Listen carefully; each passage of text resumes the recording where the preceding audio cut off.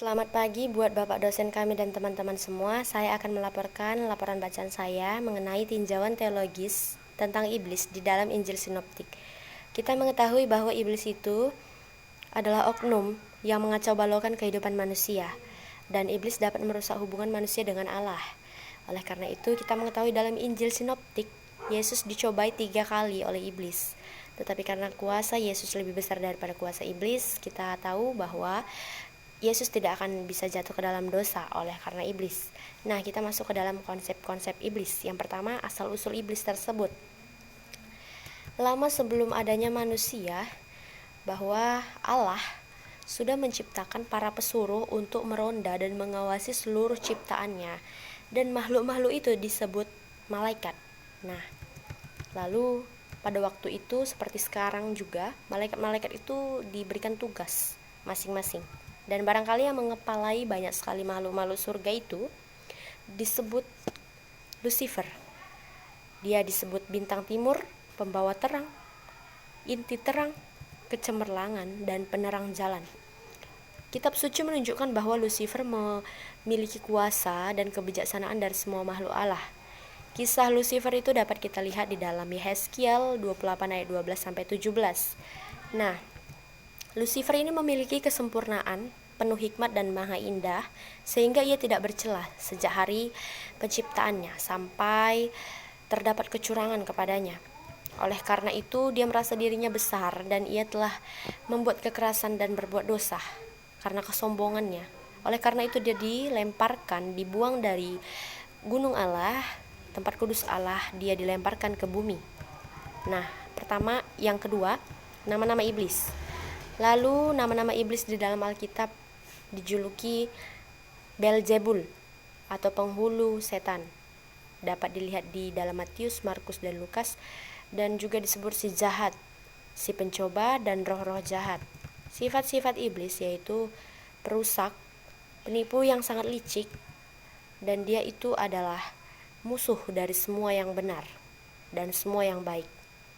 Dia adalah pencuri. Nah, itulah sifat-sifat iblis.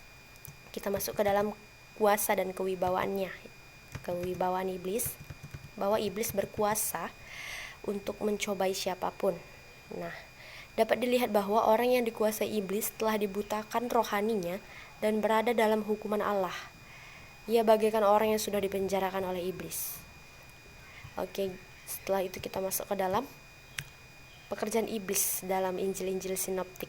Di dalam Injil Markus, bahwa bukti pekerjaan iblis itu adalah iblis merasuki orang, iblis menawan orang yang belum bertobat, iblis merusak pemikiran orang, dia bahkan mencoba Yesus di padang gurun, dan iblis memanfaatkan Yudas untuk membunuh Yesus. Iblis juga mempengaruhi moral, dan banyak lagi di dalam Injil sinoptik Markus ini. Dan di dalam Injil Matius, iblis mencobai melalui kemegahan manusia atau kemegahan-kemegahan dunia, dan dapat iblis mencobai melalui kelemahan-kelemahan manusia. Iblis dapat memutarbalikkan fakta kebenaran firman Tuhan. Itu terdapat di dalam Matius 4 ayat 1-11. Lalu di dalam Injil Lukas, iblis memanfaatkan waktu manusia sehingga dapat menggoda manusia kapan saja. Iblis membuat orang menjadi bisu di dalam Lukas 11 ayat 14. Iblis jatuh seperti kilat dari langit di dalam Lukas 10 ayat 18. Dan banyak lagi cerita-cerita atau pekerjaan-pekerjaan iblis di dalam Injil sinoptik yang telah dibuktikan oleh iblis bahwa iblis itu berkuasa. Nah, kita masuk ke pola pekerjaan iblis.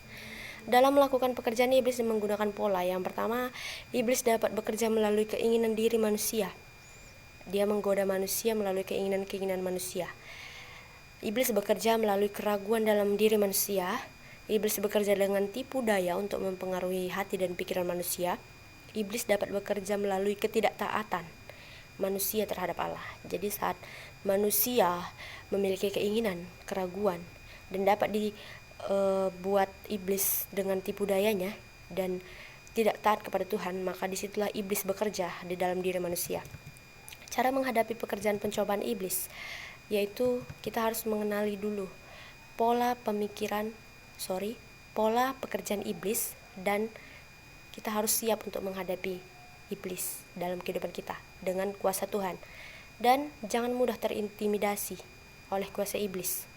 Kita harus mampu menguasai diri dan tidak mudah tergoda.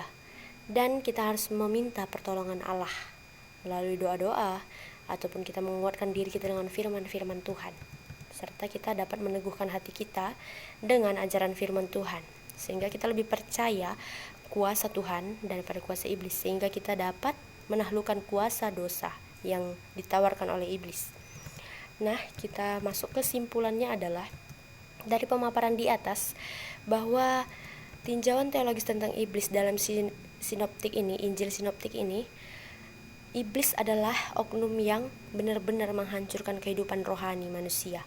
Dia mau semua manusia menjadi pengikutnya, menjadi budaknya, dan dia tidak mau iblis itu tidak mau manusia menjadi pengikut Allah. Dia mau memperbanyak pengikutnya supaya karena dia iri sama Allah, karena dia ingin mengimbangi kuasa Allah, maka dia ingin merebut umat Allah dari tangan Allah.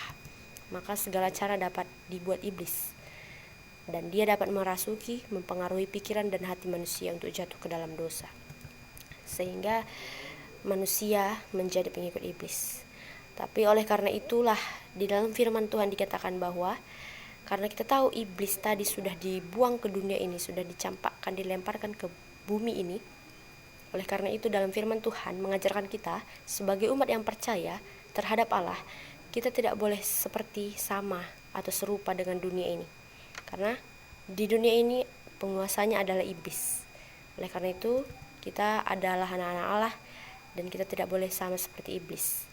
Meskipun kita tinggal di dunia atau di bumi ini, kita harus tetap berpegang teguh kepada kekuatan atau kuasa Allah.